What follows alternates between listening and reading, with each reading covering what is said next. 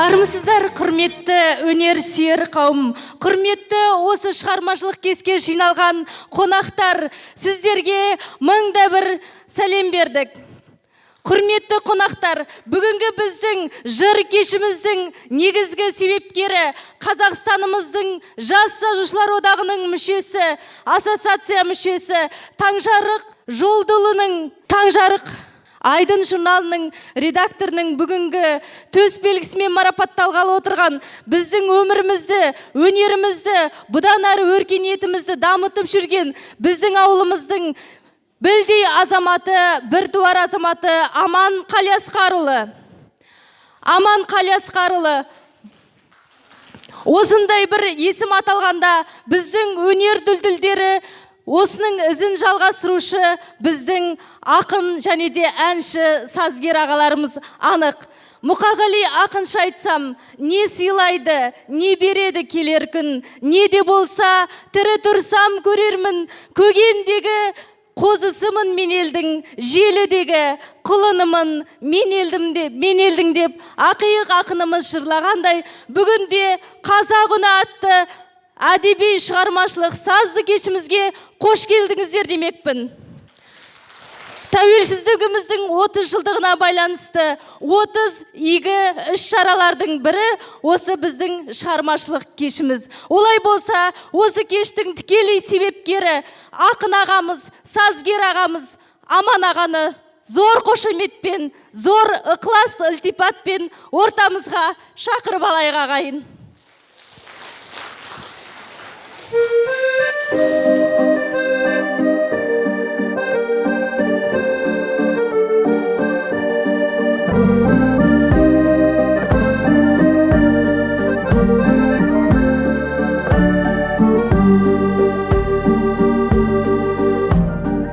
Аяулы жасай берші анасылым, өзіңсің анасылым, жанашырым, мәңгілік ұрпағым деп аялаған, көзіңнің борғаған бай қарашығым. Анашым асыл әнім, өзіңе бас ұрамын, жүректен арналады асыл әнім, жүректен арналады асыл әнім. Ақ сүтпен арқасында еңбегіңнің, есейдім жігіт болдым мен де бүгін, өсірген тәрбиелі ұл қозың бар, жемісін көрдің бағана еңбегіңнің. Анашым асыл әнім, өзіңе бас ұрамын, жүректен арналады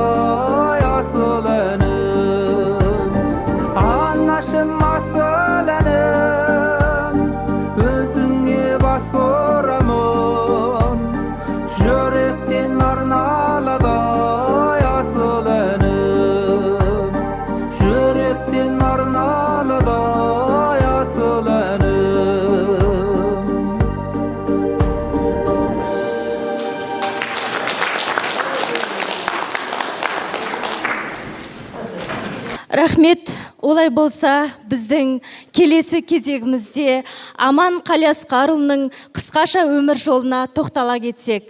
Аман Қалиасқарұлы 1976 жылдың 20 наурызында Қытай Халық Республикасының Шәуешек қаласына жақын жердегі Толы ауылында дүниеге келген екен. Сол жерде 8 жылдық мектепті ойдағыдай тамамдап, сол жерде өзінің жүрегіндегі лүпілі, отаным деп, қазағым деп соққан жүрегі міне Аман ағамызды еліне алып келді.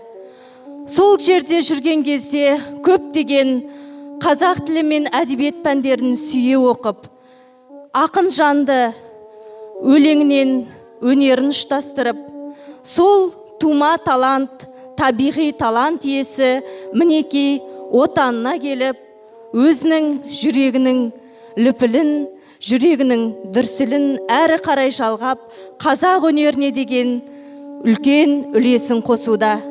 Бүгінде ағамыздың өзінің осы әншілік, сазгерлік, арнайы мектеп оқығаны, университет немесе жоғарғы оқу орын, басқа да мамандықта оқығаны болмаса да, тума талант иесі өзінің дарындылығымен бүкіл Қазақстан жеріне танымал болуда.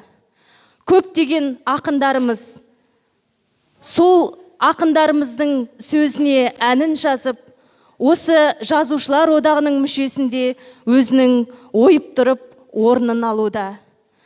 Осындай ауыл шаруашылық қызметінде жүрсе де, қазағын мәңгілікке, қазағының өнерін ұмытпай, биікте ұстаған Аман Қалиасқарұлының әндері де, Аман Қалиасқарұлының әндері бар кезде біздің қазағымыздың өнері жасай бермек.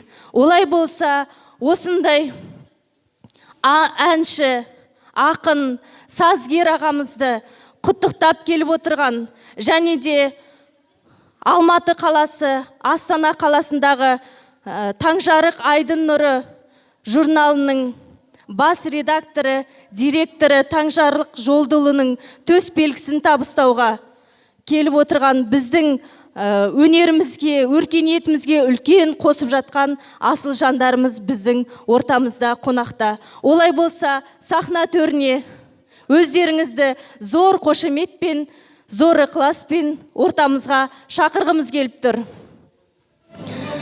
Құттықтау сөз кезегі мәдениет және тілдерді дамыту бөлімінің басшысы Жанат Заманбекқызына, мәдениет үйінің директоры Қанат Қасымұлына және де мәдениет үйінің әдіскер маманы Фарида Уалханқызына сөз кезегін бермекпіз.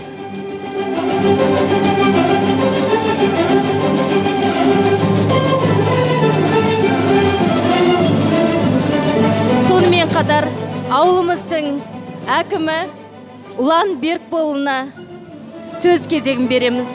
Зор қошеметпен ортамызға келіп, ағамыздың осы бір кешін өздеріңіз ашып берсеңіздер.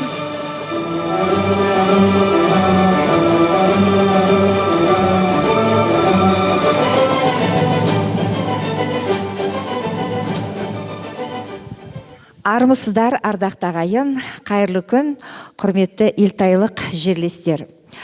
Міне тәуелсіздіктің 30 жылдығына арнайы өздеріңіз ұйымдастырып жатқан 30 игі іс-шараның жақсы бір көрінісінің куәгері болып отырмыз. Бүгін Аман Қалиасқарұлы сынды өздеріңіздің талантты жерлестеріңіздің музыкалық әдеби шығармашылық кешінің куәгері болып отырғанымызға өте қуаныштымыз. Ел іші өнер кеніші деп қазақ тегін айтпаған ғой. Міне бүгін осы қазақи иісі аңқыған, қазақтың тілінің сүт қаймағы бұзылмаған, қазақтың салт дәстүрі жақсы үрді салған ауданымыздағы ең бір өнер мен мәдениеті жоғары Елтай ауылында осындай кештің болып жатқаны қуанарлық қыз. Сондықтан баршаңызға осы келе жатқан ұлыстың ұлы күні мерекесі қарсаңында өтіп жатқан осы бір тойларыңыз құтты болсын дегім келеді. Құрметті Аман Қалиасқарұлы, өзіңізбен танысып, бүгін сіздің кешіңіздің құрметті қонағы ретінде шақырылып, қазір концертіңізді көріп, әндеріңізді тыңдаймыз деген үміттемін. Кешіңіз сәтті өтсін, құтты болсын. Енді осы іс-шараның басында жүрген Гүлнар Төлемісова ханымға үлкен алғыс айтамын. Ауданымыздағы аса бір білікті де білімді мәдениет саласының басшыларының, клуб меңгерушілерінің бірі. Енді құрметті Аман Қалиасқарұлы, ел іші өнер кеніші деп дана халқымыз айтқандай, сіз ұлттық рухты ұлы өнер арқылы насихаттап, халқымыздың дәстүрлі сазгерлік өнерінің өлкемізде кең қанат жайып дамуына тер тегіп жүрген азаматтардың бірісіз. Қазақстанның халықаралық жазушылар мен өнер шеберлері ассоциациясының мүшесі ретінде қазақтың ән өнерінің дамуына өзіндік қолтаңбаңызды қосып келесіз. Бүгінгі шығармашылық кешіңіз құтты болсын. Біз өзіңізде өнердің туын биік ұстаған дарынмен мақтанамыз. Деніңізге саулық, отбасыңызға амандық тілейміз. Шығармашылық жолыңыз шарықтап, ғұмырыңыз ұзақ болсын. Ұлттық өнеріміздің өркендеуіне, аудан мәдениетінің деңгейінің жоғарыдан көруіне қосып келе жатқан еңбегіңіз үшін алғысымды білдіремін.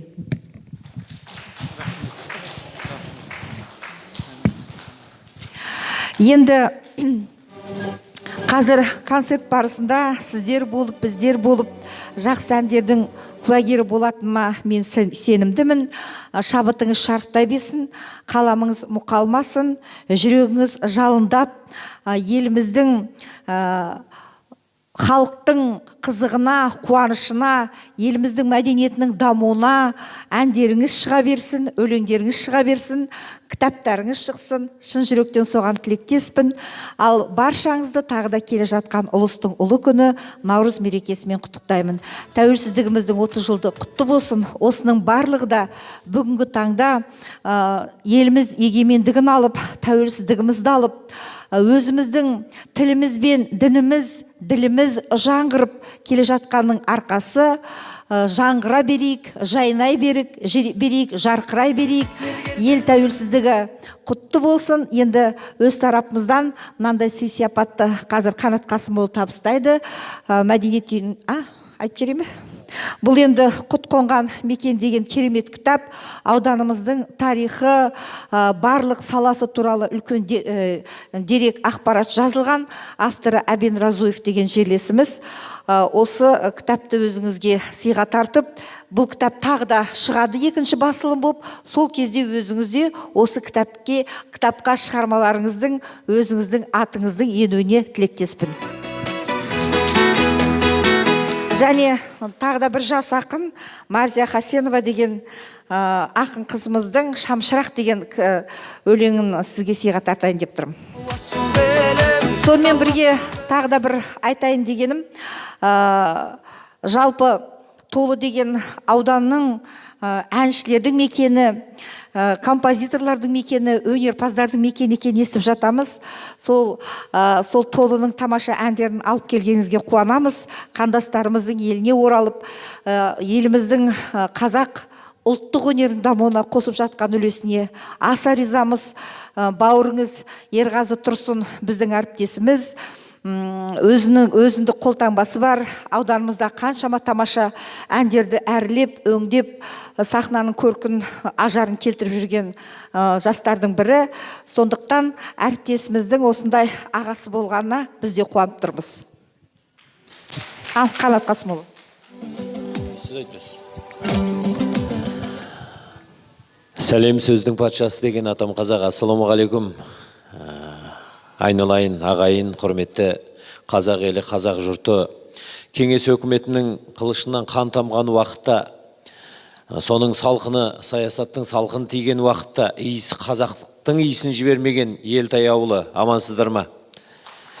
Енді жаңа ойлап тұр, мына сахнада кім шығып, кім келіп, кім кетпеді ардақты ағайын. Осында отырған әкелеріміз, міне аналарымыз барлығы біледі, Елтайдың тарихын білетін. Бүгін мынау Амандай бауырымыз өнерде де тәй-тәй басу деген бар, жаңа туған баладай. Бүгін сахнаға шығып өзінің өнерін паш етіп, халыққа тарту етіп жатыр. Тәуелсіздіктің, мына тұғырлы тәуелсіздігіміздің абыройын асқақтатқан осы елден шыққан азаматтарымыз аз емес, елдің, жердің атын шығарған. Енді бүгін соны жақсылықтың желкен желбіретіп тағы бір азаматтарыңыз осы жерде тумаса да, туғандай сахнада өзінің тамаша бір тартуын халыққа сый етіп жатыр. Енді Қытай Халық Республикасындағы барлық ақындардың 100% ақындардың 70% толы жерінен шыққан бір Жабайылдың өзін, ардақты ағайын, біз мақтан етеміз. Жабайылымыз, әкеміз Жабайыл Бейсеновтің туған жері деп, ардақты ағайын. Сондықтан енді бізге осындай азаматты берген Алла тағалаға, толы жеріне, ата-анасына бір қошемет соғып қойыңыздар, ардақты ағайын. Болар елдің баласы бірін-бірі батыр дейді. Бір қазақ таққа қонса, мың қазақ атқа қонатын қазақпыз, ардақты ағайын. Неге мынандай азаматтың бүгін кешін бөліспеуге, неге осындай кешті паш етпеуге, неге біз келмеуіміз керек? Енді ардақты ағайын, мына шектеуге байланысты бүгін азғандай адам жиналдық. Соның өзінде толықтай десек 80% мына орындықтардың барлығы отыр. Ағайын, рахмет сіздерге. Жақсымен өткізген жарты сағат, жаманның өткізген ғұмырымен тең дейді. Мына кешті туған жерінде толыда өткізетін болса, жер қайысқан қазақ болар еді деп мен ойлап отырмын, ардақты ағайын. Ағайын болар еді. О жақтағы ағайын бар, туыс бар. Бірақ бүгінде мына арайлап атқан таңның, кештің өзін мына көрудің өзі, мынандай күннің өзі бір ғанибет деп ойлаймын. Енді бізде бүгін осы кешке қонақ болып келіп қалдық. Аман бауырымызға сәттілік тілейміз, құтты болсын. Енді мен былай білем, Ереннің үйіне барып жүргенде ағалар екенін сырттай білетін, бірақ мына ән салып, ән шығаратын мен естімеген екем. Қазір де білмей тұрмын. Жаңа енді Алла бісміллә деп енді тыңдап көріп жатырмыз. Кештің аяғына дейін өз бағамызды беретін шығарымыз. Халық берер, халықтан артық қазына жоқ, халықтан артық сыншы жоқ. Аман бауырым, осы отырған барлық біздің қазынамыз, біздің сыншымыз халықпыз, ардақты ағайын. Сондықтан енді құтты болсын дейміз.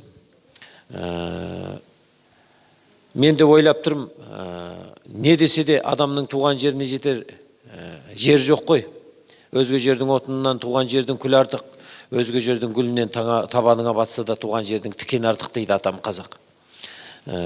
Толыда дүркіретіп өткізсеңіз, мынандай заман болып қандай паш ететін еді қазақтың барлығы, туыстардың.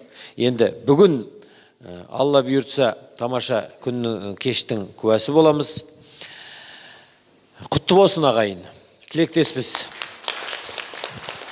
Енді ауылдың әкімі осында тұр, бізбен Фарида Валханқызы келіп тұр. Бір тілек айтсын енді. Қайырлы күн, құрметті жерлестер, құрметті бүгінгі осы кештің куәгері Аман Қалиасқарұлы. Біз өте қуанып тұрмыз, бір өте әдемі кештің куәсі боламыз деп ойлаймын. Кеш енді басталды. Енді мен жақсы тілектер айтып кетті, Жанат Заманбекқызы, Қанат Қасымұлы. Енді ол тілектерді қайталамай қойын, бірақ мен сізге тілерім, бұл кешіңіз соңғы кеш болмасын. Осы кеш енді ауыл көлемінде өтіп жатса, аудан көлемінде өтсін, республика көлемінде өткізуге соған Алла нәсіп етсін. Ал сіздерді, құрметті бүгінгі кештің көрермендері, барлықтарыңызды, Елтай ауылының тұрғындары, барлықтарыңыз келе жатқан наурыз мерекелеріңізбен шын жүректен құттықтаймын. Енді Алла бұйырса, наурыздан наурызға аман есен сіздер болып, біздер болып жете берейік. Ең жаман күніміз бүгінгідей болсын. Барлықтарыңызға көп рахмет.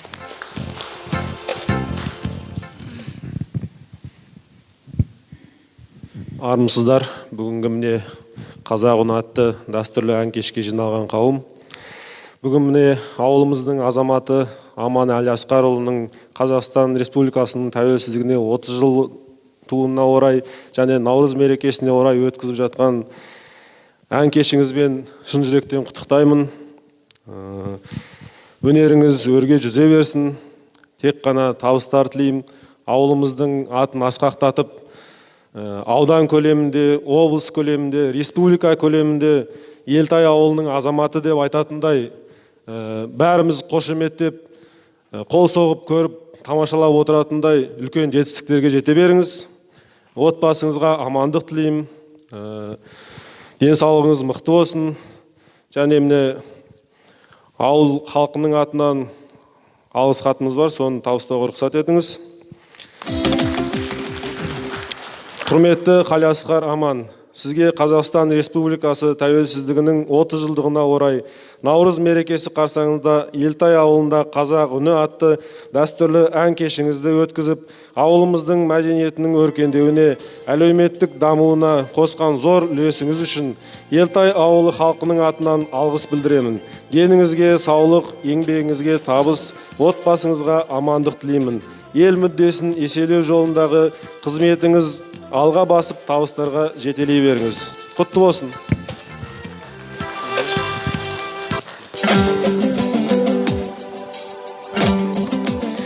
Рахмет. Олай болса, келесі кезекте біздің осы халықаралық халықаралық ұйым Таңшарық Жолдол атындағы жас ақындар ұйымының төсбелгісімен марапаттауды Мәдениет үйінің басшысы Жанат Андасоваға берсек жақсы болар еді. Нұр үстіне нұр болар еді. Осы бір төсбелгіні өз қолыңызбен Аман ағаның кеудесіне тақсаңыз, біз үшін сол үлкен мәртебе емес пе, ағайын?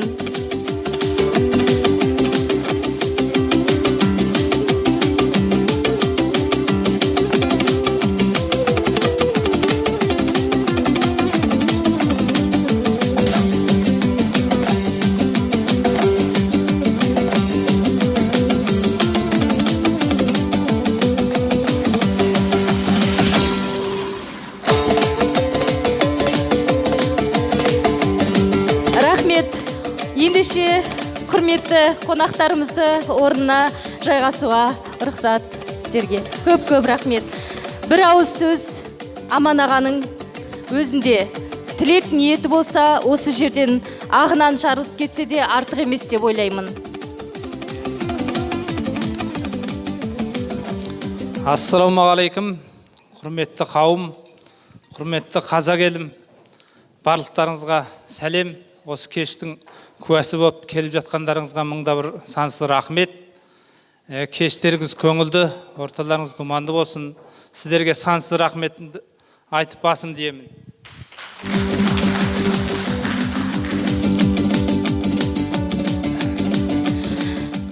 Олай болса, осы орайда Аман ағамыздың әніне жазылған, Таңшарық Жолдолының сөзіне жазылған әнді Аман Қалиасқарұлының орындауында Қос жеңге атты әсем әнді қабылдауға рұқсат етіңіздер. Рахмет барлықтарыңызға. Мен бір кісіге алғыс білдірейін деп отырмын. Қазақстанның құрметті профессоры, Қазақстанның ұлттық қайраткері, Қазақстанның мәдениет қайраткері, Отандас ел республикалық қоғамдық бірлестігінің төрағасы, Таңжарық зерттеу қор қоғамының төрағасы, авторлар қоғамының маманы, Таңжарық әдебиет айдының журналының бас редакторы Мұхан Мамытханұлына ағамызға сансыз рахметімді айтамын. О кісі мына Таңжарық атамыздың медалын беріп, ауданымыздағы ауылымыздың әкімдеріне жіберіп, сол кісілер тағып жатқанда сіздерге де рахмет айтамын, басым деймін. Таңжарық атамыздан біраз айтып кетейін. 1903 жылы Лаймағы Күнес ауданында туылған. 1947 жылы қайтыс болған. Қазақстанға 1917 жылы Нарынқол ауданы да 7 жылдық мектепте оқыған екен Таңжарық атамыз. Кейін арғы бетте өтіп Іле газетінің редакторы болған. Сол кезде Назигүл, Қасқыр мен Бөрбасар сияқты көптеген шығармалардың авторы екен. Қазір мен сіздерге Таңжарық атамыздың Қос жеңге деген әнін айтып берейін. 1940 жылдан 1940 жылға дейін абақтыға отырып Қытай түрмесінде отырған екен. Қабыл алыңыздар.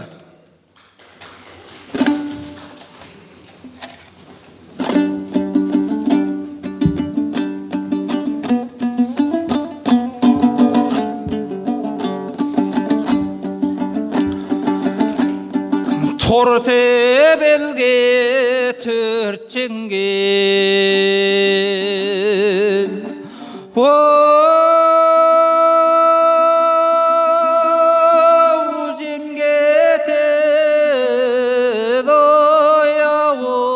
бойғы жігітті меңдетеді-ай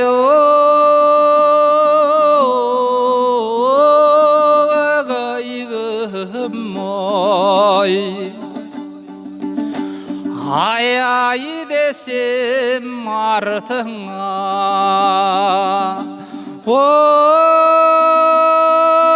бір қарамай мен десеңіз қош емге нең кетеді-ай ағайғым-ай. Екі ай жеңгем барады, ой белден асып тұр төбелі астында, шұлғой басып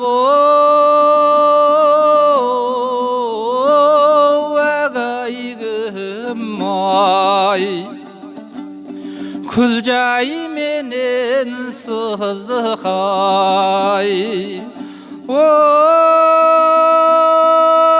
екі ай жеңгем келіп кетіп тұрмадың, амандасып ағайғым-ай. Біздің ауыл қонғаны,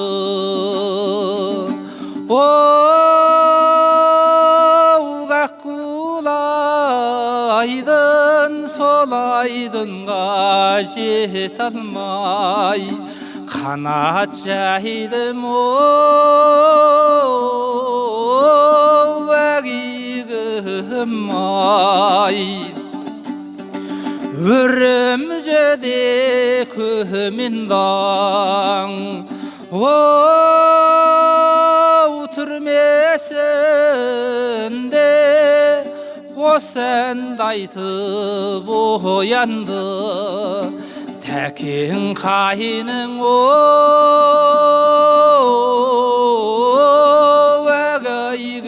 ағайғым-ай. Тәкең қайының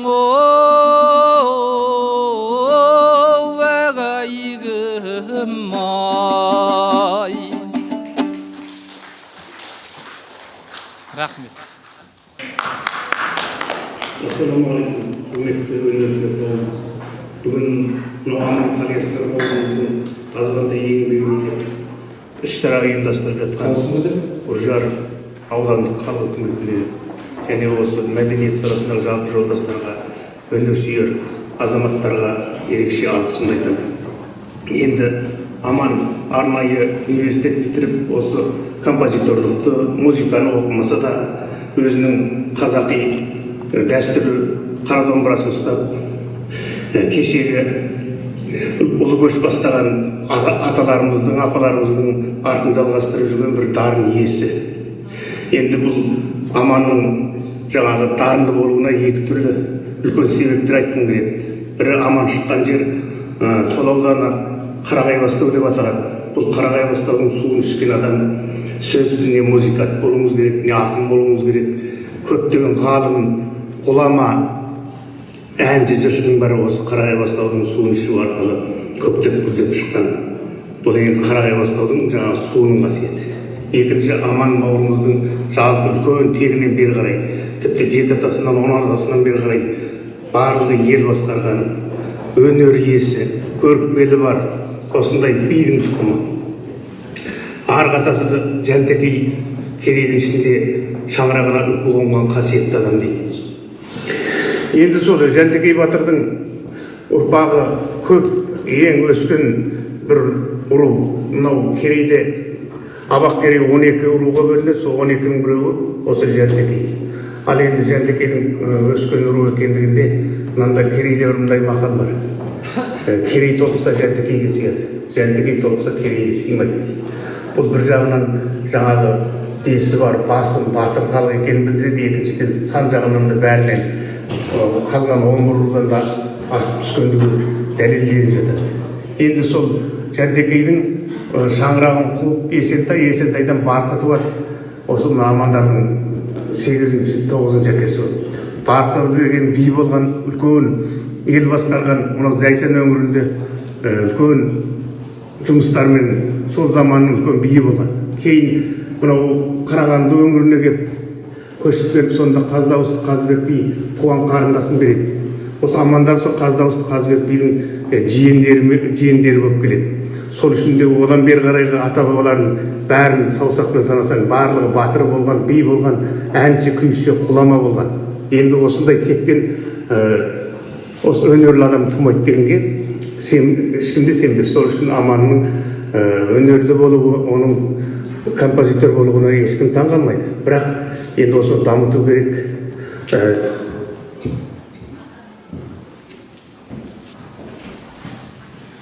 Келесі құттықтау сөзіміз Қажыбек Төтекел, халықаралық ақын жазушылар одағының мүшесі. Өнерпаз қауым, Қазақстан авторлығының мүшесі, әнші сазгер Аман Қалиасқарұлы өнерде жарқырап көрінген дарын жастардың бірі. Әсіресе талантқа тағзым, Қарағай Бастау қарлығаштары, Қанжарық әдеби айдыны ұжым аясында өнерпаздарын өнерін жоғары бағалады, дәріптеді. Соның арқасында кең танымалдылыққа ие болды. Аманның жасампаздығына үңілсек, оның халықтың дәстүрлі мәдениетіне, дәстүрлі әніне бала жастағаннан сусындағанын, жасампаздығына арқау еткенін, адалдықпенен жалғастырғанын туындыларынан көрініс табады. Жылт еткен жаңалықты қалт жібермейтін жақсы ізденгіштік қасиеті бар. Сондықтан жүрегінен шыққан ән жүрекке жетіп, көптің алқауына бөленіп отыр. Өлең сөзіне парасат пайыммен, жауапкерлікпен, жоғары талғаммен қарағандықтан көптеген жаңа әндер дүниеге келді. Аманның еңбегін бағалап, өнер кешін өткізуді мақұлдаған ауыл әкіміне, өнер ұйымына, өнерпаз қауымына айтар алғысым шексіз. Бұл сіздердің көрегендіктеріңіз, өнерге деген жанашырлықтарыңыз болып табылады. Шын жүректен құттықтаймын. Аман текті атаның ұрпағы, оның арғы шаңырағынан әсейін қаздай күрдай шыққан, алғаш халыққа мектеп ашып беріп, жаңа оқу артуға көшірген ұлы тұлға. Өз әкесі құсбегі мерген болған өнерлі кісі, із бұлмаған аңшы емес дегендей, міне бүгін Аман да өнер биігінен көрініп отыр. Аман қарағы маңдайың жарқырап, өнер биігінен мәңгі көріне бер. Саған ақ жол тілеймін.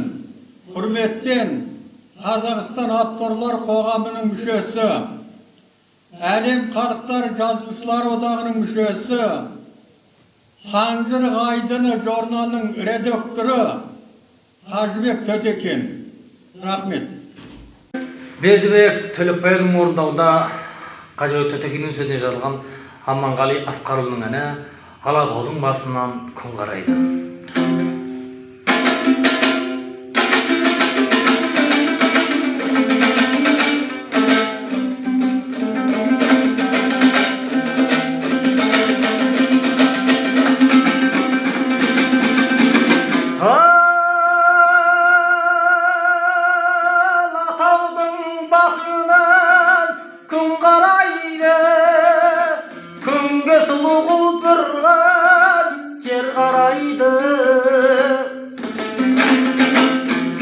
Самалдың өпкені гүлгін айды жас жүрек бір тулайды. Бір тулайды шалқайды, күн тынбайды, жақсы күнді жатып жер тыңдайды. Жерден жақсы қасиет тарыс екен, нұрланса екен адамның жан сарайы. Жерден жерден жақсы қасиет тарыс екен, нұрлан секен адамның жан сарайы.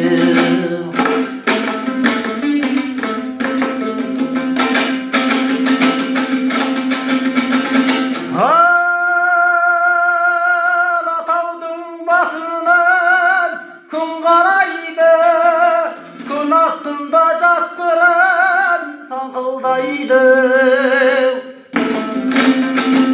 Орман қызыл төске ере бұлаңдайды,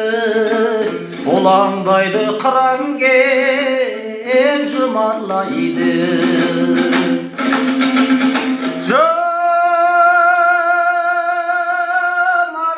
Шалқайды, күн тынбайды, жақсы күнді жатып жер тыңдайды.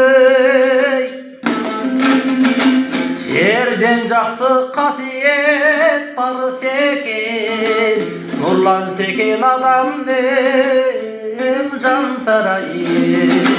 Жерден жақсы қасиет тарыс екен, нұрлан секен адамның жан сарайы.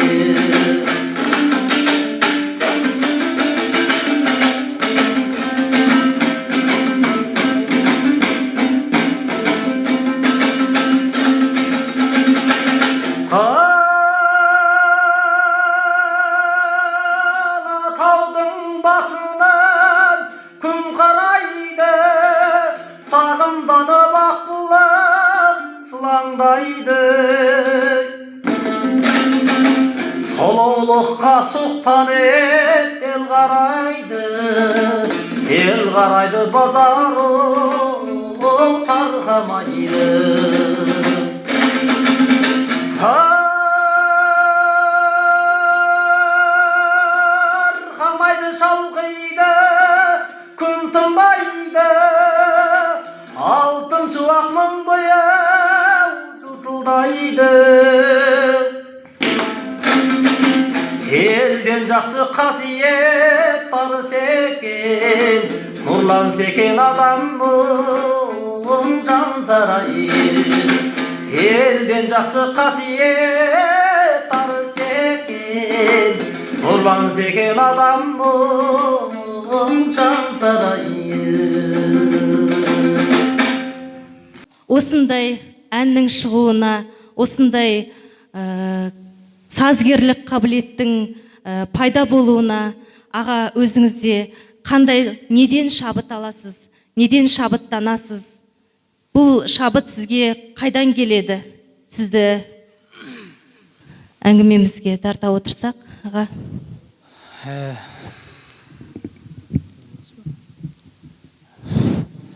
Мен енді осы бір 10 жылдай болды.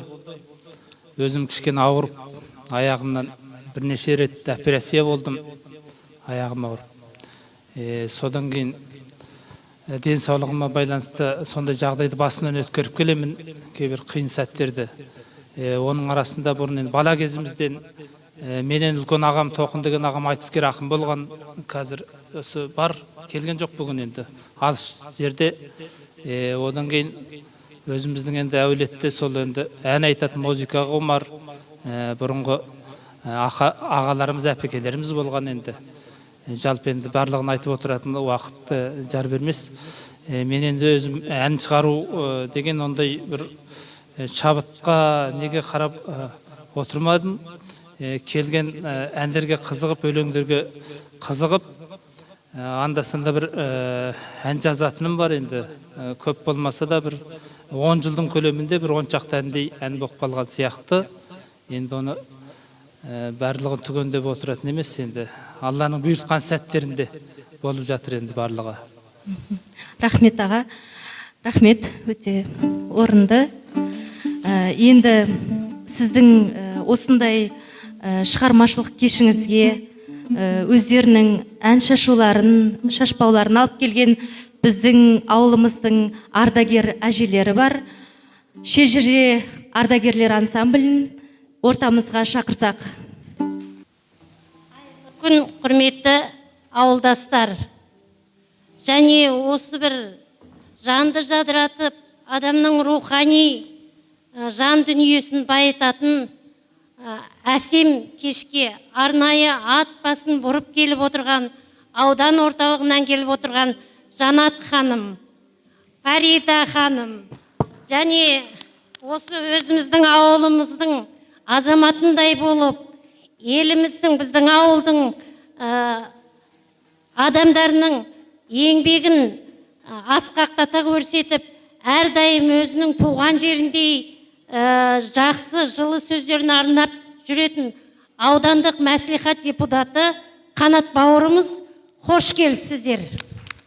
Сіздерді осындай бір тамаша кеште көргенімізге, жүздескенімізге өте қуаныштымыз. Ал енді бүгінгі мынау ауылымызда болып жатқан Аман бауырымыздың өнер жолындағы шығармашылық кешіне жиналып отырған ағайын туыстары, өзіміздің ауылдастар, біз үшін бұл салтанатты кеш үлкен шара, үлкен мереке. Баршаңызға құтты болсын. Аман бауырымыз енді біраз уақыттан бері білеміз, осы ауылда жаңағы ауылдың мәдениет саласына өзіндік үлесін қосып, бар бойындағы өнерін, күш жігерін арнап келе жатыр. Елім деп, жерім деп, атап елі деп келгеннен міне қазақ еліне деген өзінің азаматтық үлесін өнерменен көрсетіп жатқанына ризамыз. Әрдайым өзіне құрметімді көрсетіп риза болып жүремін. Осы бір шығармашылық кешің Аман бауырымыз құтты болсын. Қолдай дипломы бар кейбір адамдардың өзі бұндай жетістіктер көрсете бермейді. Міне тума талант деген, дарын деген осы шығар. Ешқандай білім болмаса да, өзіндегі бойындағы қанымен дарыған асыл қасиетін өз бетіменен ізденіп, өз бетіменен жетілдіріп, бүгінгі таңда біздің ауылымыздың абыройын, Қалаберді ауданының абыройын, тіпті анау республика көлемінде өнерін, шығармашылығын көрсетіп, өте бір жақсы деңгейде жүрсің. Енді осы шығармашылық қадамың шарықтай берсін, биіктей бер. Әрдайым тек қана өзіңді жақсы көретін ауылдастарыңа, жерлестеріңе, жалпы қазақ халқына, қазақтың тамаша бір қазақ үнін, шыққан тамаша ән әуендеріңді сыйлай бер. Біз де келешекте орындайтын болайық. Біз енді ауылдың мынау ардагерлерінің орындауында қазір халық әні уақыттың тығыздығына байланысты Аман бауырымыздың шығармашылығынан ән дайындалмады, уақыттың жаңағы тығыздығынан. Сондықтан айып етпеңіздер. Енді халықтың арасынан шыққан өнерпазға халық әнін тарту етейік деп тұрмыз. Және мынау ауылымыздың ардагерлер кеңесі, әйелдер кеңесі атынан отбасыңызға амандық, өзіңізге мықты денсаулық, қаламыңызға қарымдылық, еңбегіңізге шығармашылық тілейміз. Құттықтап бүгінгі мерекемен тілейміз шаттық көңіл шын жүректен, әлі де игілікті еңбек етіп, жұбайыңмен, бала шағаңмен жете бер биіктерге дейміз. Амандық болсын, мынау сынақты жағдайдан аман есен құтылып, осындай бір тамаша арқа жарқа мерекелік жағдайға жете берейік. Рахмет назарларыңыз.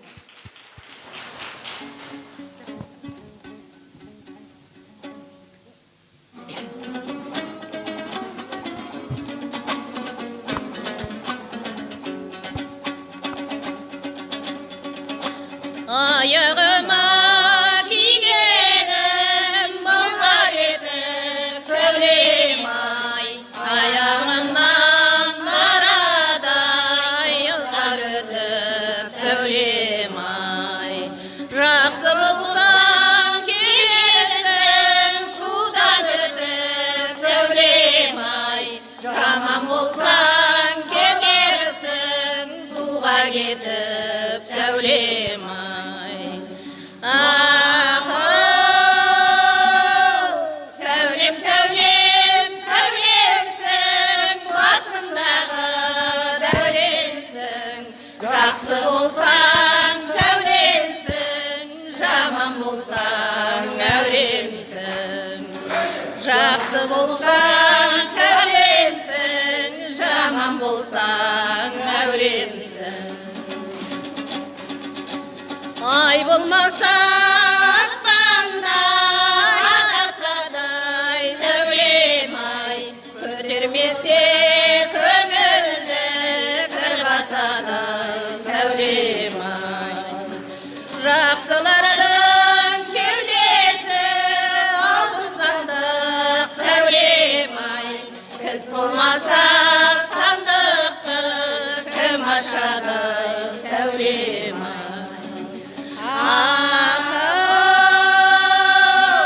Сәулем, сәулем, сәулемсің, басымдағы дәуренсің.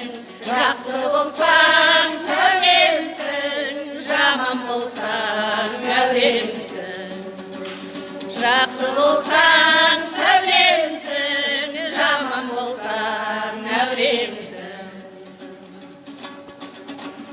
Ауылыңның қонғаны ой болса екен сәулем ай. Жұлдыз сұлу көрсетер бой болса екен сәулем ай. Жаман еткен құтылып аман есен сәулем ай. Күн осындай мереке той болса екен сәулем ай.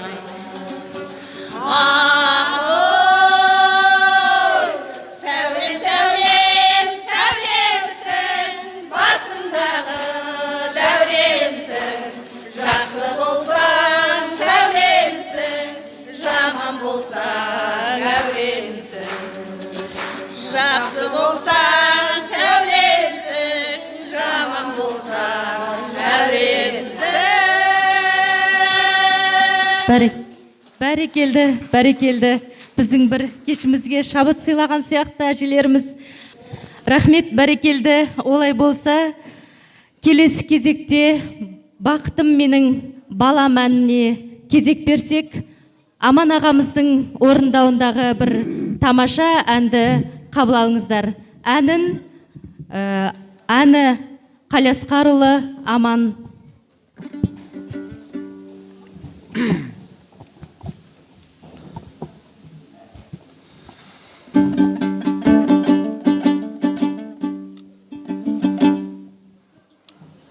Бақытым балам менің.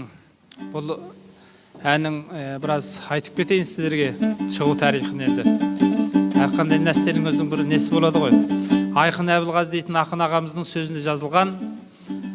Ол кісі мына Талдықорған өңірінде тұрады.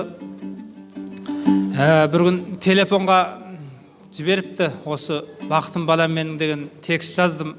Аман бауырым көрсең қайтеді деп. Содан көрдім, тексті жақсы екен. Және сол қарсаңда менің жалғыз қызым бар, 3 ұл бір қызым бар. Сол қызымның туылған күні болатын.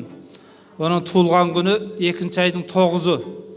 Мұқағали атасымен бір күнде туылғанда өзіміз жақсы көреміз, қуанамыз соған. Және сондай жақсы кісілердің туылған күнімен болғанына. Бүгін менің туған күнім ой болай, мына халқым неге жатыр тойламай деп Мұқағали атамыз айтпақшы. Сол күні маған біраз чабыт ой келді. Менің осы баламның туылған күніне бір ән арнасам деген. Содан осы бақытым балам менің деген ән шықты. Сіздерге енді айтып берейін. Артық болса асырып, кемшілік жері болса кешіріп отырыңыздар.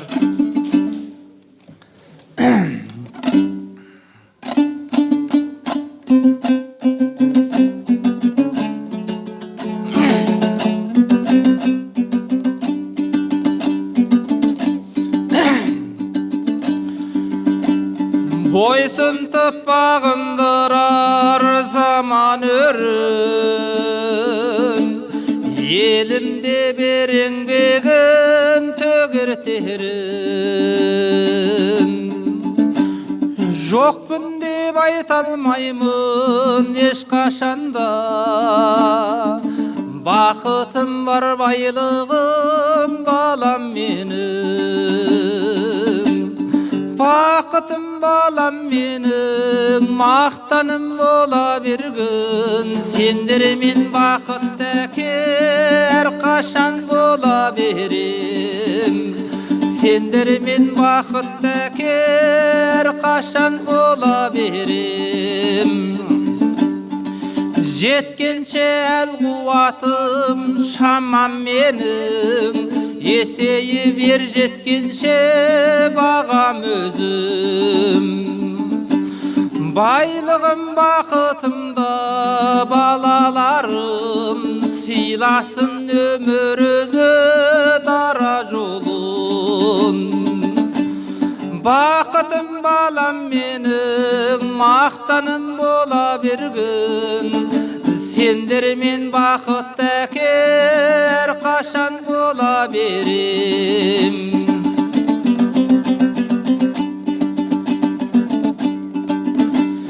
Сендермен отым басы базар менің, жоқ менің басқа бақыт табар жерім. Ұшамын қанаттанып өздеріңмен, шың биік тек асқарлар қонар жерің. Бақытым балам менің, мақтаным бола бергін. Сендермен бақытты әке әрқашан бола берем. Келесі. Рахмет. Мінеки біздің дана халқымыз бақытын байлығына балаған, бақытын өмірім деп санаған. Әрқашанда біздің осындай асқар тау ана әкелеріміз бен ақ жаулықты аналарымыз әрқашан аман болсын ағайын. Келесі кезекте Елтай өңірінен небір дүлділ әнші де осы өңірдің суын ішіп, топырағында аунаған. Осы топырақта өздерің балалық шақтарын өткізген.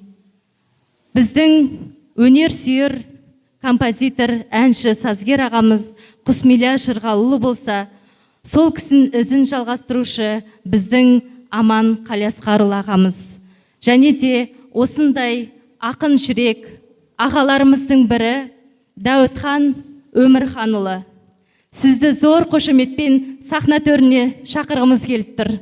Ағамыз бар болса.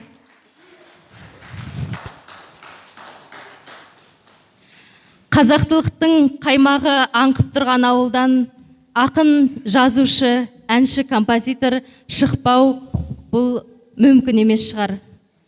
Осы Өмірхан ағамыздың сөзіне жазылған немерем деген әсем ән бар. Осы немерем ән сөзін жазған Өмірхан ағамыз. Осы жайлы өзіңіз құттықтау сөзіңізді айтып кетсеңіз. Ассалаумағалейкум. Қадірменді өнерсүйер қауым көрермен, Алла тағала бәріңіздің отбасыларыңызға жақсылық берсін. Мына келіп жеткен Наурыз айы қазақтың ерекше құрметтейтін қастерлі айымыз. Жақсылығымен келсін. Барлық ауыртпашылар артта қалсын. Тек қана алда күндерімізді Алла тағала мол ырысымен, шуақты күнмен берген. Рахмет. Құрметті көрермендер, бүгін қаншама жерден жиналып, мына Аман бауырымыздың ән кешіне жиналып, құрметтеп келіп жатқан азаматтардың барлығына мыңда бір рахмет. Аман бауырымыз кішкентайында 1 жасына толғанда ақшамен домбыраны қалсап тастағанда, ақшаға қызықпай домбыраны ұстап қазақтың өнерін жалғастырам деп алдыға еңбектеген азаматтың бірі. Алда күндері жарқын болсын. Аман бауырым қаншама жылдар еңбектеніп, осы өнер жолында қаншама кісілердің ортасын тойдыманға бөлеп, жүрген құрметті азаматтың біреуі. Алда күндерің жарқын болсын,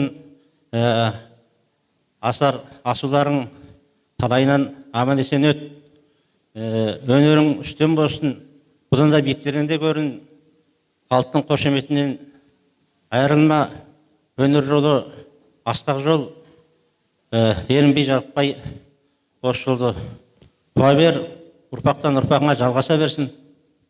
Өзіңе қазақтың домбырасын ұсынбақшымын. Домбырадан үлкен ешнәрсе жоқ дейді қазақ сыйлығым. Рахмет аға, көп рахмет. Бәрекелді.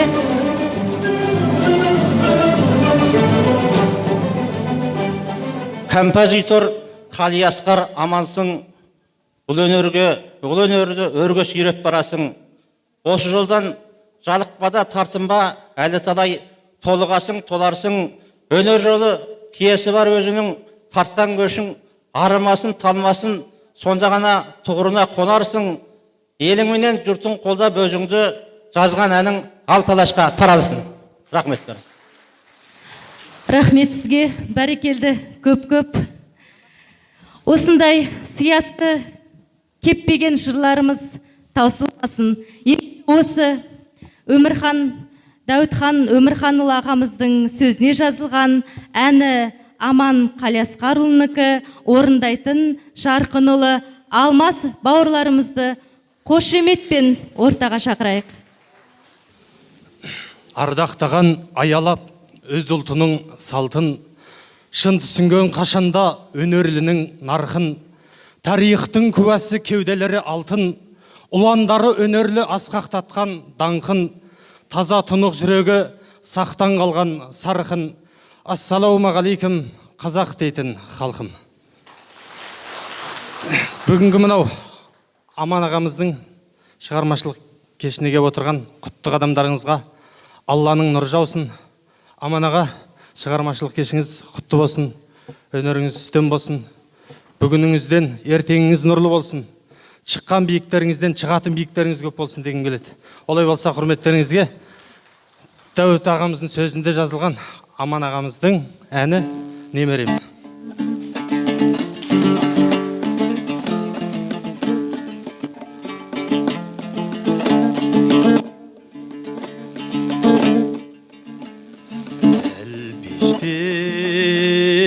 Бағамыз ау немерені, Алланың сұрағанда бергендері, аузын аш қалсақ та ас төсейміз. Немере ер жеткенде не береді? Айналайын немерем, тәтті едің не деген? Өзіңменен өсемін, өзіңменен көгерем.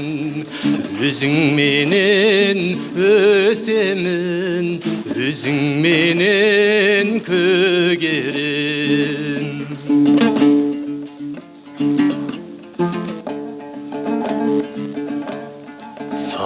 Сағынып тұрамыз ау немерені,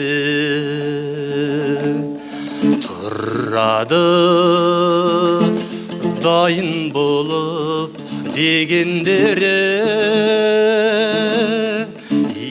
Искесең қошырланып маңдайынан, жанның бір рахатқа бөленеді. Айналайын немерем, тәтті едің не деген? Өзіңменен өсемін, өзіңменен көгерем. өзің менен өсемін, өзің менен көгерем. Жетектеп жеткізгенде немерені, кердеген немеремен кеңейеді. Ардақтап аяласа қартайғанда, ата-апа өтелгені көп еңбегі. Айналайын немерем, тәтті едің не деген. Өзің менен өсемін, өзің менен көгерем. Өзің менен өсемін, өзің менен көгерем. Рахмет. Бәрекелді, өте әсерлі ән, жүректен шыққан орындау, жүректен шыққан сөз, жүректен шыққан әсем саз, тыңдаушы жүрегіне де жетті-ау деп ойлаймын. Осындай кештің куәсі бола отырып, Аман Қалиасқарұлына жыр арнамау мүмкін емес шығар. Аман аға бұл өмірде нар тұлға, өзіңіз бұл өмірде дара тұлға. Жұдырықтай жүрегімнен шын тілейміз, одан әрі абыройыңыздың артуға дегім келеді. Әрі қарай осындай әсем әнді жалғастыратын біздің шығармашылық кешіміздің атауы да қазақ үні деп аталып отыр. Өте мағынасы терең, мағынасы тарихилығы тереңде жатқан үлкен атау. Осы әннің сөзін жазған Қазақстан Жазушылар одағының мүшесі Мақсұтхан Дәлелұлы болатын, және де әнін жазған Аман Қалиасқарұлы, біздің жерлесіміз, біздің мақтаныш ағамыз. Ендеше осы өлеңнің шығу тарихына аздап үңілу үшін назарларыңызды экранға аударсақ. Ассалаумағалейкум. Үржар ауданындағы біздің қымбатты қандастарымыз, жалпы ел жұрт, сіздерге Алматыдан шынайы ыстық сәлем жолдаймын. Үржар ауданындағы біздің бауырымыз Аман Қалиасқарұлы өзінің талантыменен, өзі ауыл шаруашылық жұмысында жүрсе де, ойына Алла берген талантын жоғалтпай, әндерге, ән мәтіндеріне керемет әндер жазып, өз ортасында және жалпы қазақ халқының мәдениеті үшін үлес қосып, өнер жолында талпынып келе жатыр. Мен Мақсұтхан Баркөл Дәлейұлы ақынмын. Осы Аман Қалиасқарұлы бауырым менің қазақ үні, сәлем саған сарыарқа, сағыныш мекен қатарлы ән мәтіндеріме ән жазып, өзі айтып келе жатыр. Және мен емес, менен басқа көптеген ақындардың өлеңдеріне ән жазып келе жатыр. Өзі қоңыраулы қоңыр үні табиғи қазақтың дала тынысын әдемі бейнелейді. Ешбір жасандылық, боямашылық жоқ. Өзі қалай жаралған болса, әуені де жазған әуендері де солай. Адамды тәнті етеді, табиғилығыменен баурайды. Мәдениет ісіне жауапты Гүлнар Төлемісова қарындасымыз күнгі оның мәдени шараларына қолдау білдіріп жатқан сіздерге және Үржардағы жалпы қандастарымызға, бауырластарымызға, қарындастарымызға мыңдау рахмет айтамыз. әрқандай ер елімен гүл жерімен деген қолдауларыңызға көптеп рахмет айтамыз. Қашанда аман бауырымыз сіздердің орталарыңызда, сіздердің жебеулеріңізбен, қолдауларыңызбен қанаттана береді деп ойлаймыз. Аманның әлі болашағы жарқын, өрісі кең, үржардай, тарбатай, баурайындай байтақ даланың тынысын берсін. Сіздердің қолдауларыңыз әрқашан оны жебеп жүрсін, демеп жүрсін деп тілейміз. Құрметпен Алматыдан сәлемдер жолдап отырған Мақсұтқан Баркөл Дәлейұлы. Рахмет. Ассалаумағалейкум, ардақты ағайын. Аман Қалиасқарұлы ағамыздың шығармашылық кешіне қош келдіңіздер. Мақсұтқан Дәлейұлының сөзіне жазылған Аман Қалиасқарұлының әні Қазақ үні. Қабыл алыңыздар.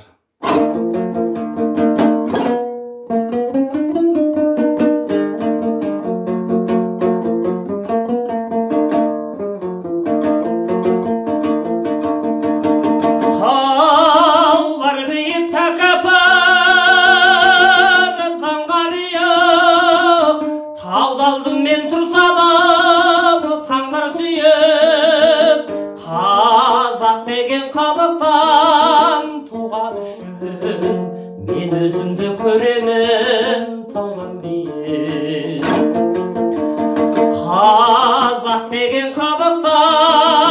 туған үшін мен өзімді көремін таудан биік.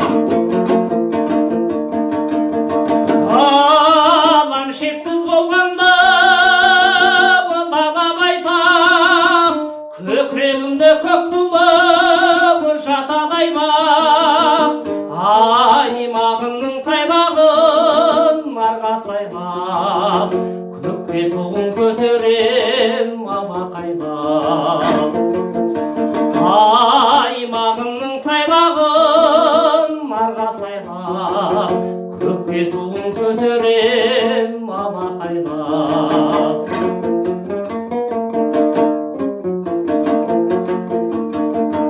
Өзілер деп өкінбен, жалын демем, намысыңа санағым жаным менің. Қайда жүрсем шырқайтын аспандатып, қазақ әні мәңгілік әнім менің. Қайда жүрсем шырқайтын аспандатып, қазақ әні мәңгілік әнім менің. Аман Қалиасқарұлы өзі қандай болса, әні де ешқандай жасандылық, боямашылық жоқ деп айтып жатыр. Олай болса, біздің тілімізге мынандай бір әдемі сөз орайы келіп отыр. Тұңғыш елбасымыз Нұрсұлтан Әбішұлы Назарбаев өзінің болашаққа бағдар рухани жаңғыру атты мақаласында былай деген екен: адамның екі туған анасы болады, бірі адамды дүниеге әкелген анасы болса, екінші туған жері болады деген екен.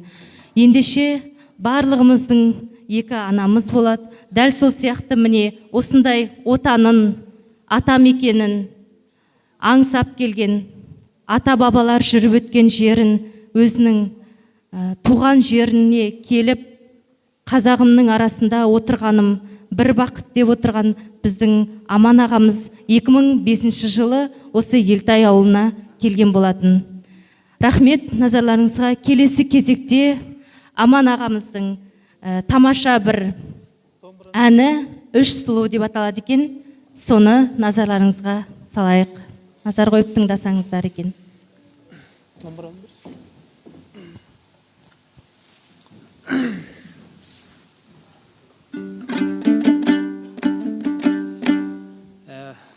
Үш сұлу әні бұл оңтүстік Қазақстанның Бөрібай Оразымбет деген ақын ағамыз бар екен, оңтүстік Қазақстанда. Бұда сол WhatsApp бетінде телефоннан өлеңін оқып отырып, жақсы ұнақ қалды. сөз тексі керемет екен.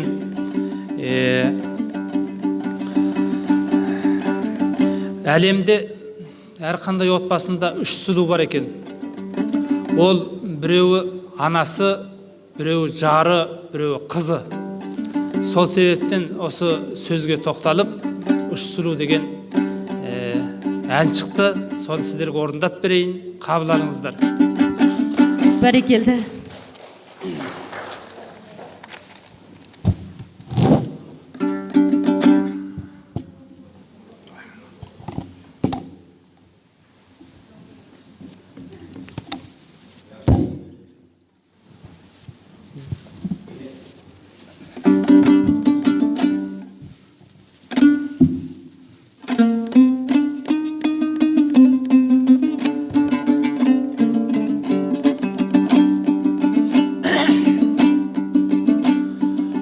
Адамзаттың ажары келбетінде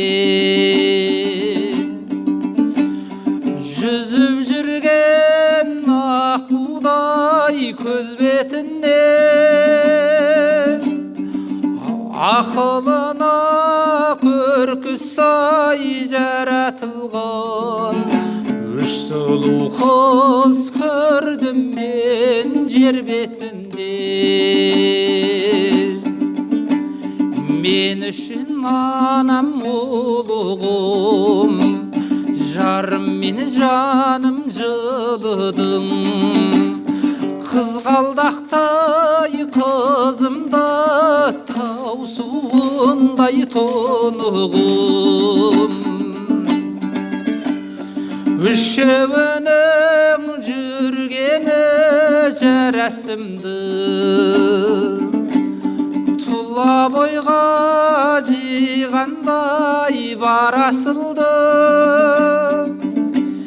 Ел бірлігін жырлайтын ақын туған, біріншісі ол менің анашымды. Мен үшін анам ұлығым, жарым мені жаным жылыдың. Қызғалдақтай қызымда тау суындай тонығым.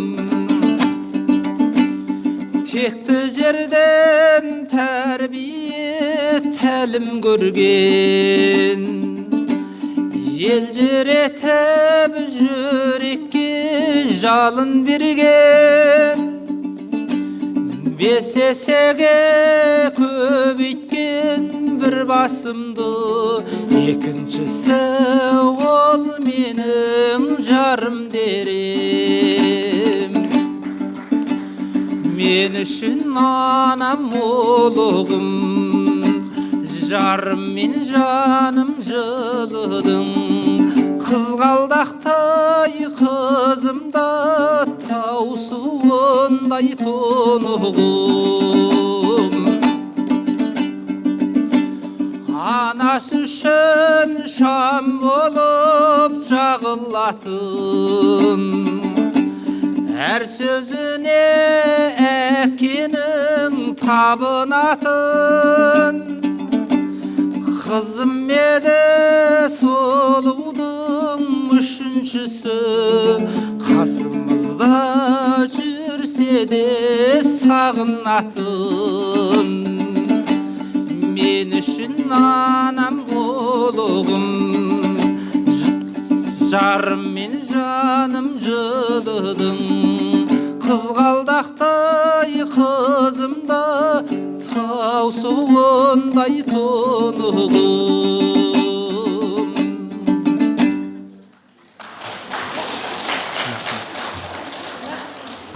Бәрекелді, өте керемет.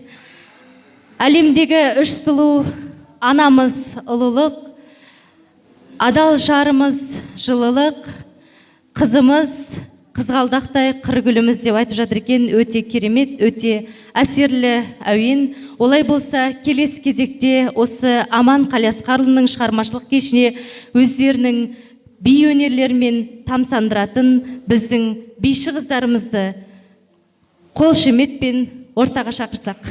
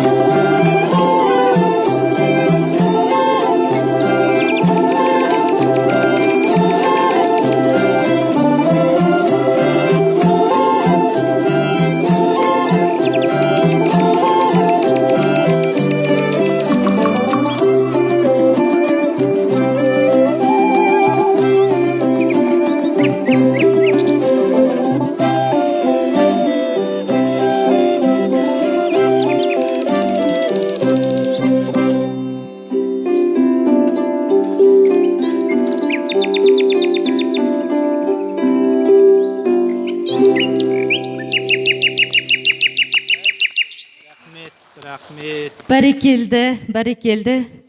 Келесі кезекте ақын жазушы Қайрат Ахмер ағамыздың осы шығармашылық кешке Аман Қалиасқарұлының құттықтауына кезек берсек. Қазақ даласының дарабоз саңлақтарының дүбіріне еріп, бірінен кейін бірі жалғасып келе жатқан өнер керуенінің қатары мәңгі сиремейді. Бұл біздің қазақ халқына ғана тән қасиет. Осы өнердің қатарында оқтым бой көрсетіп жүрген талантты әнші, сазгер Аман Қалиасқарұлы. Жоталы өнер иесі болмаса да, ата жұртқа қоныс аударған санамалы жылдардан бері талантында қамшы басып, кеудесінде күмбірлеп жатқан сағыныштың сазды әуендерін шамасына қарай қазақ даласына сыйлап келеді. Құдайға тәуба, бөгенай бөлек, бебеулеген әндер жазып тастамаса да, өзіндік мінезі бар тамаша лирикалы әндеріне куә болып келеміз. Соның мысалы ретінде Зира Нұрданбек қызының өлеңіне жазылған Аңсағанда, Екпін Әбдірахманұлының өлеңіне жазылған Анама қатарлы әндері осының куәсі. Ал ендеше, болар баланың бетін қақпа, белін бұл дегендей, Аман Қалиасқарұлының алғашқы сапарына сәттілік тілейік, ағайын. Ассалаумағалейкум. Шығыс Қазақстан облысы Үржар ауданының тұрғындары, Елтай ауылдық әкімшілік, ауылдық мәдениет үйінің жетекшісі Төлемісова Гүлнар ханым, сіздерге алғысым шексіз. Ініміз Аман Қалиасқардың шығармашылық кешін қоздырып, елге таныстырып, еңбегін бағалап жатқандарыңызға мың алғыс айтамын. Аман бауырымыз талантты да талғампаз, ақын әрі композитор. Оның көптеген әндері ел арасында жақсы аңыз қозғап отыр.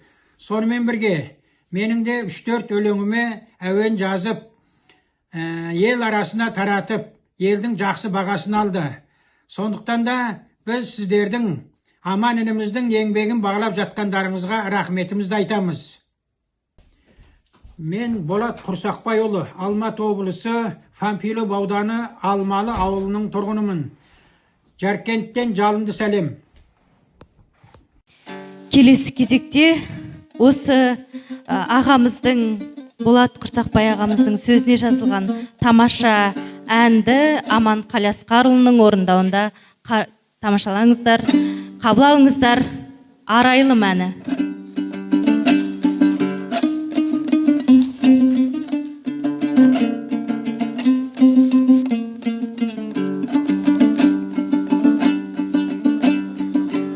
Ақсың қардай арайлым келбетіңіз,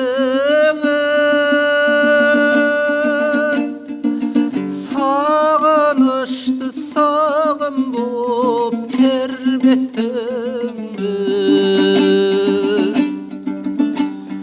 Болақтайын мөп-мөлдір сыңғырлайсың,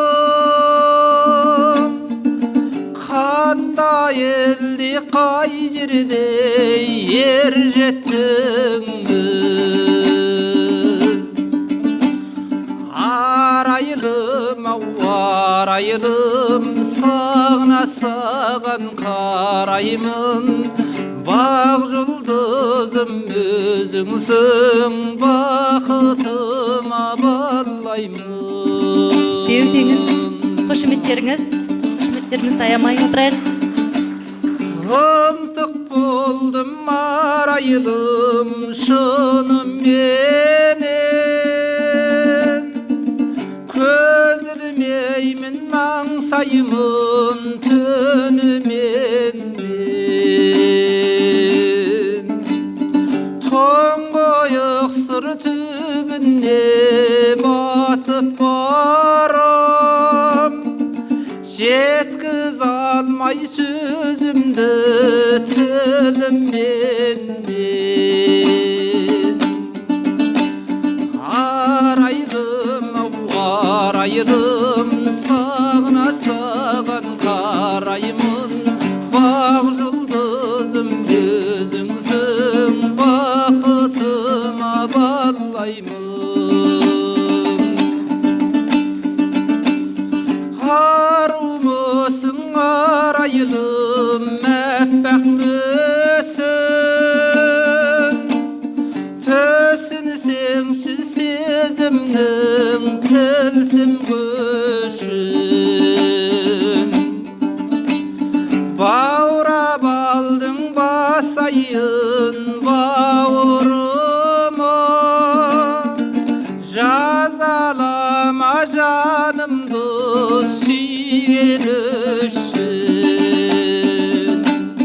Арайлым, ау арайлым, сағына саған қараймын. Бақ жұлдызым өзіңсің, бақытыма балаймын. Бақ жұлдызым өзіңсің, бақытыма балаймын. Рахмет, рахмет, бәрекелді. Олай болса, келесі кезекте шығысым шырайлым деген ән сөзін Төлеу Тұмарханұлы жазған екен. Оны осы әнін жазған Аман Қалиасқарұлы, орындайтын Нұрдана Арғынұлы. Слайдқа назар аударсақ. Шырайлы шығысым. Сөзі Төлеу Тұмарханұлынікі, музыкасы Аман Қалиасқарұлынікі.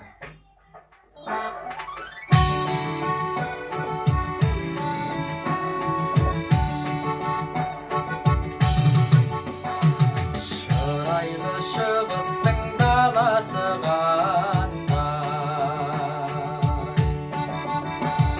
жұпар желаң қылған ауа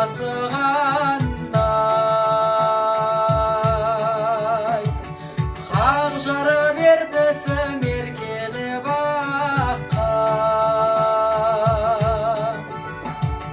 Өскемен Семей қаласы қанда.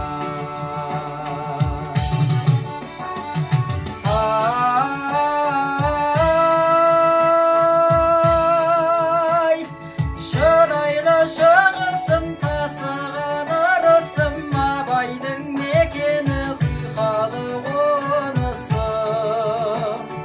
Абайдың мекені құйқалы қонысым. Шыңдары көктерек таулары қандай, орманы өркестір бау-бағы қандай. Бұлбұл құс әнімен ұйқыңнан оятар, жайлары жазыңның таңдары қандай.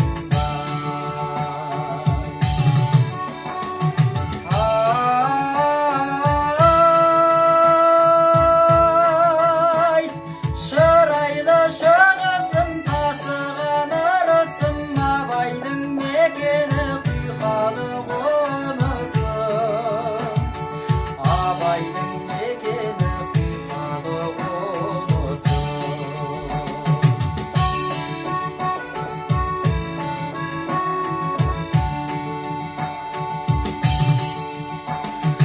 Ақтылған шарадай көлдері қандай, толыдай түрленген белдері қандай.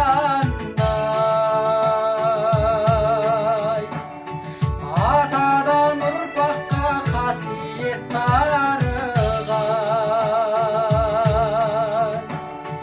елімнің ер жүрегендері қандай.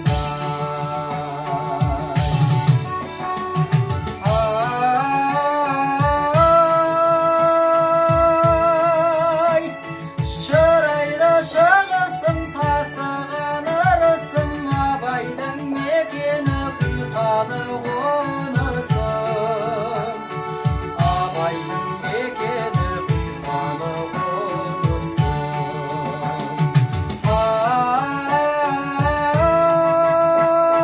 Ай, шырайлы шығысым тасыған ырысым, Абайдың мекені құйқалы қонысым. Абайдың мекені құйқалы қонысым.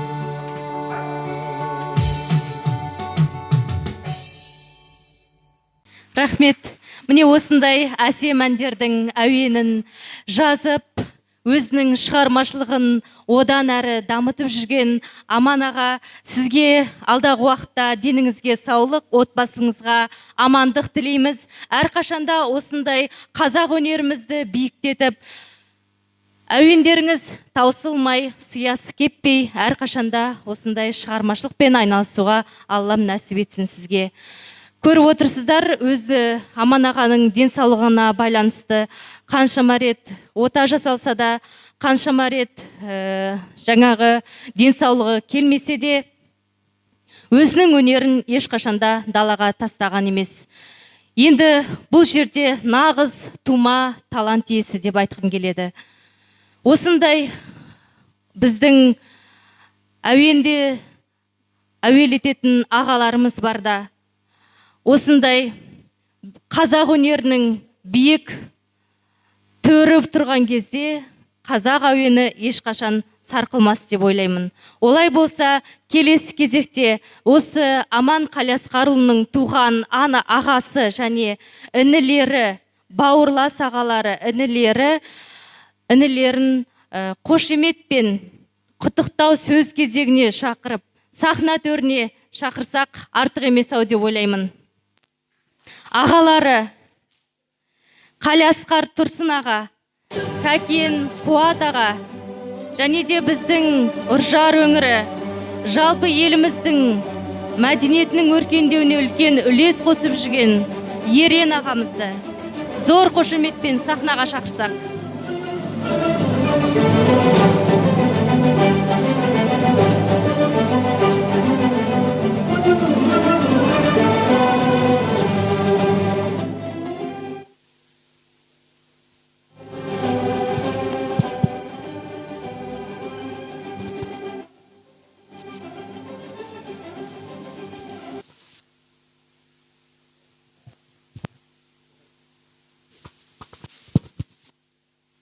Ассалаумағалейкум.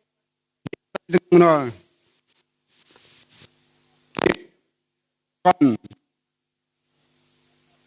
көрші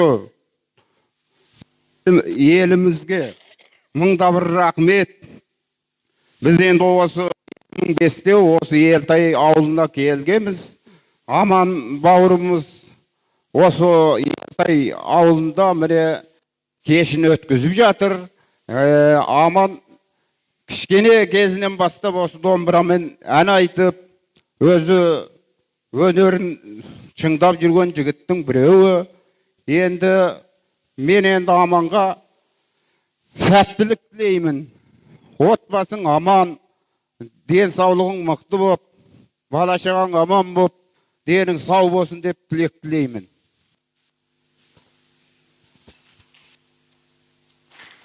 Ассалаумағалейкум, құрметті ауылдастар. Бүгін Аман інімнің кешіне қош келдіңіздер.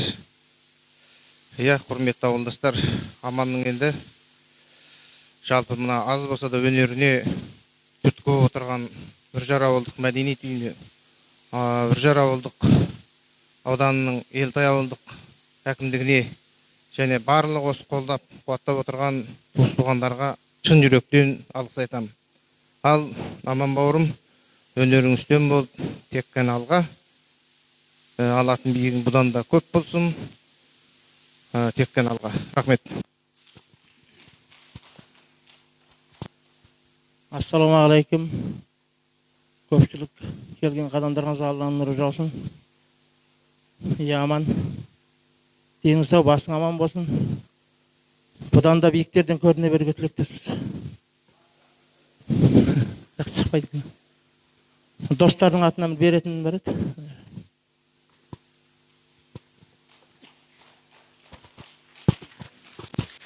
Ассалаумағалейкум, ардақты Елтай халқы, сіздердің бүгінгі ағамыздың кешіне келген қадамдарыңызға нұр жаусын. Енді Аман ағамыздың шығармашылық кеші құтты болсын. Осы шығармашылық кешке атсалысқан осы ауыл әкімдігіне, ұлан бауырымызға және де өзіміздің мәдениет бөлімінің басшысы Жанат апайымызға, Қанат ағаларымызға көп рахметімізді айтамыз. Енді барлықтарыңызға көп рахмет. Уақыттарыңызды бөліп, алтын уақыттарыңыз келгендеріңізге. Бастарыңыз аман сау болсын. Осындай кешін тек қана жақсылық тілеймін. Ағамыздың өнері өрлей берсін. Енді әкемнің бауырына бір қазақтың жолмен шапан жаппақшы, соны қабыл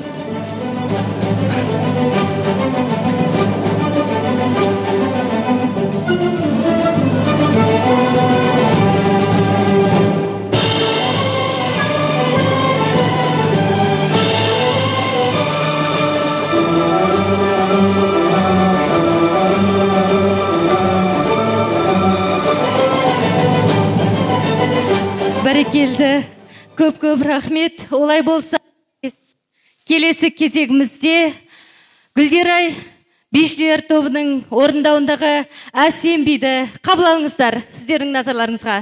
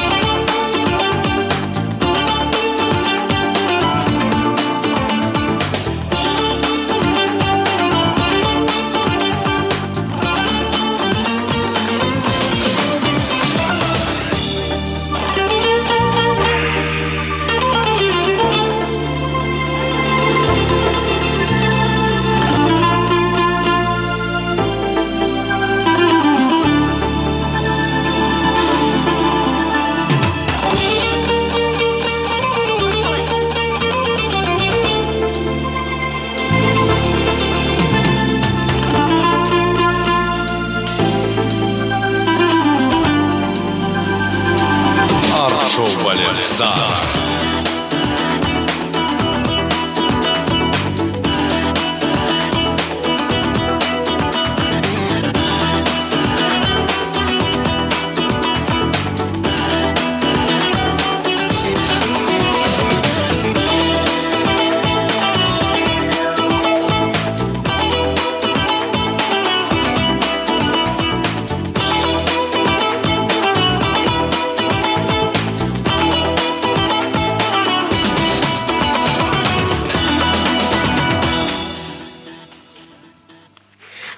Рахмет. Келесі кезекте Үржар аудандық мәдениет үйінің әншісі, әртісі, әнші сазгер Дарын Шаяхметұлының көсеге әнімен ортаға шақырсақ. Әні Аман Қалиасқарұлы.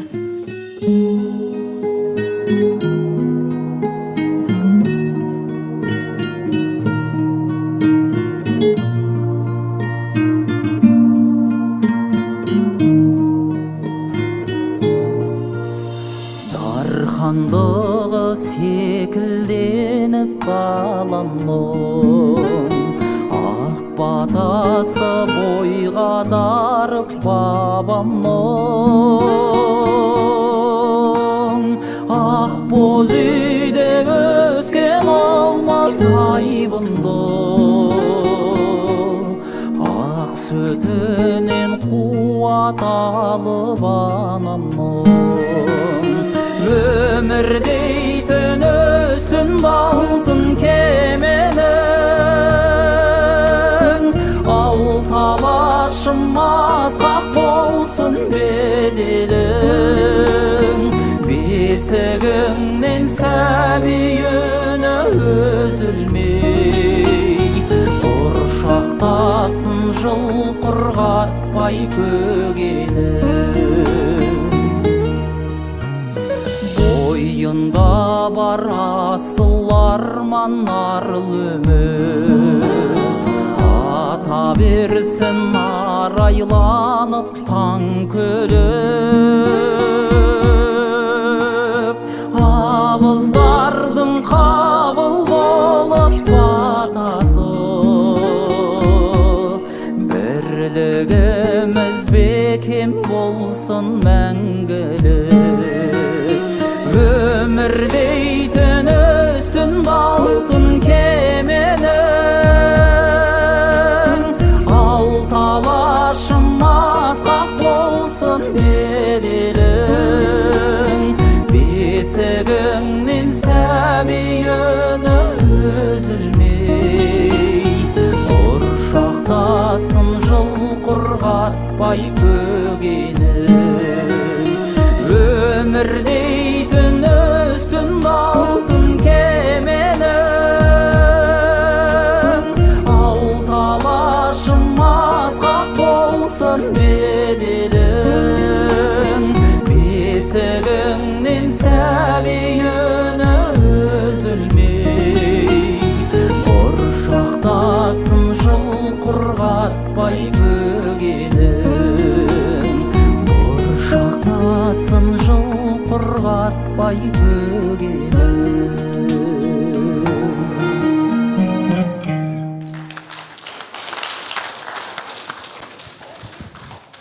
Бәрекелді.